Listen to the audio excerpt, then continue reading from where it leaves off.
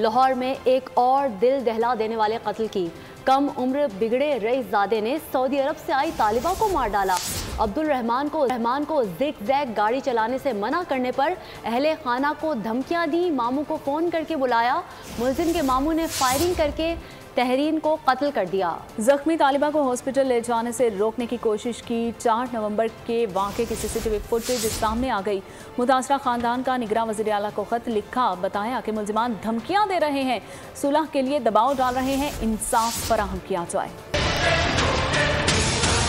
इंतहा बिगड़े रईसजादों की हैवानियत की एक और दिल दहला देने वाली कहानी। मुल्जिम का नाम अब्दुल रहमान, उम्र 17 साल। 4 नवंबर की शाम बिगड़ा रईसजादा अपनी गाड़ी को जिगजैग कर रहा था। इसी दौरान साथ गुजरने वाली गाड़ी को हिट किया। कार में सवार फैमिली ने अब्दुल रहमान को हुल्लड़बाजी से मना किया। अब्दुल रहमान ने फोन किया, अपने मामू और दीगर अफराद को बुला लिया और फिर खूनी खेल शुरू हो। फुटेज में वाज़े देखा जा सकता है, गाड़ी से जो मुल्जिम निकला उसके हाथ में पिस्तौल है। इस मुल्जिम का नाम साजिद है। ये अपने साथ एक और शख्स को भी लाया था। मुल्जिमान ने फैमिली के साथ हाथापाई की और आओ देखा न ताओ, सीधा फायर खोल। पुलिस सीधा 23 साला तलबा की कमर में जा लगी। शदीद जख्मी तलबा 1 हफ्ते तक अस्पताल में जिंदगी और मौत की जंग लड़ती रही।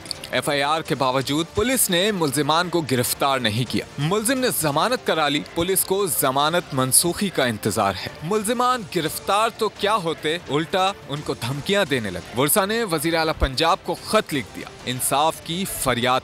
बताया मुल्जिमान को गिरफ्तार नहीं किया गया, बल्कि वो उल्टा हमें धमकियां दे रहे हैं। दुनिया से जाने वाली ये बच्ची सऊदी अरब से मेडिकल की तालीम लेने पाकिस्तान आई थी। उसके वालिदैन गम से निढाल हैं और इंसाफ मांग रहे हैं। इससे पहले 12 नवंबर को लाहौर के इलाके डिफेंस में कम उम्र ड्राइवर ने गाड़ी की टक्कर से एक ही खानदान के 6 अफराद हलाक कर।